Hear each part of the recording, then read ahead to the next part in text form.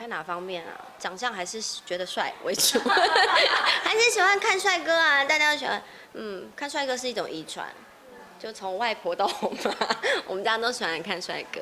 但因为我刚杀青，就是前一档戏，然后我通常杀青我就换一个造型，会比较容易出戏啦。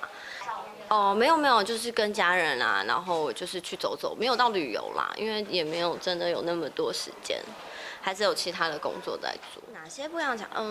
如果以戏剧上来讲，当然还是希望有不同的角色啊，然后也有想尝试的角色。那其实蛮希望自己可以有能力替更多人说故事，对啊，因为像在去年是因为前年拍的电影，去年播嘛，然后就跟糖宝宝们相识，所以也才会有这几次的合作。那我还是希望可以关心到社会上不同的角落的人，替他们说不同的故事。没有，我想，但是没有人要找我发片。只有大家只找我演戏，没有人要找我发片。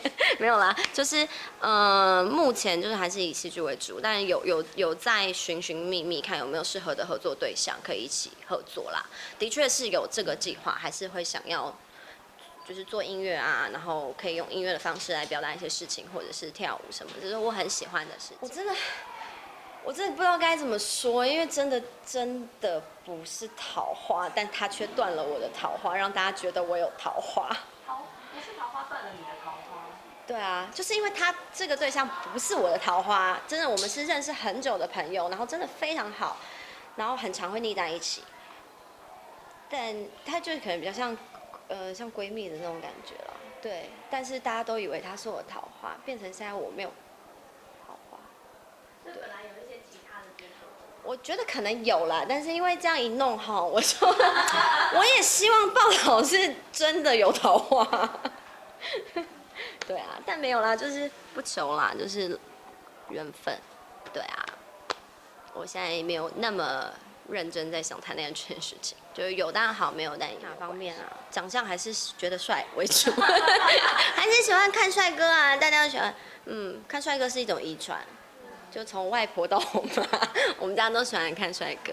但如果真的要相处的话，善良吧，我还是相信，对啊，人都是善良的，只是大家有不同的面相。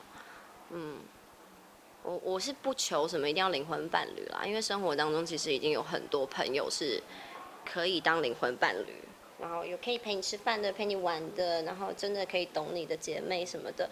所以另外一半就是他相处起来，我们两个都自在就是最好的。就是我很喜欢他们，因为其实真的从他们身上得到太多了。然后每次遇到他们，我都会开始反省自己做人处事。对啊，因为你在生活中你还是会不免有你自己看不顺眼、讨厌的对象或什么的，等等等，一定会有。对啊，可是就会去调整自己，不应该这样。